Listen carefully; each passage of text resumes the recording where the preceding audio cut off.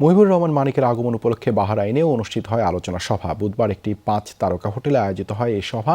বিভিন্ন সংগঠনের ক্রেস্ট ও ফুল দিয়ে সংবর্ধনা জানানো হয় অতিথি মুহিবুর রহমান এমপিকে। পরে আলোচনা সভা শেষে দেশ ও জাতির মঙ্গল কামনা করে বিশেষ দোয়া ও মোনাজাত করা হয়। অনুষ্ঠানে সভাপতিত্ব করেন আব্দুল খালেক মানিক। এ সময় আরও উপস্থিত ছিলেন বাংলাদেশ দূতাবাসের তৃতীয় সচিব তাসির উদ্দিন, বাংলাদেশ আওয়ামী লীগ বাহরাইন শাখার সভাপতি মোহাম্মদ শাহজালাল, বাংলাদেশ স্কুল বাহরাইন পরিচালনা পর্ষদের চেয়ারম্যান মুইজ চৌধুরী সহ অন্যান্যরা। খুব সংক্ষিপ্ত সফর, এর মধ্যে আমি বাহরাইনে বসবাসরত সকলের কাছ থেকে যে সহযোগিতা পেয়েছি, যে উৎসাহ পেয়েছি, আমার আগামী দিনে পথ চলায় এটি অনেক সহায়ক হবে এবং আমি আরও বেশি উজ্জীবিত হব।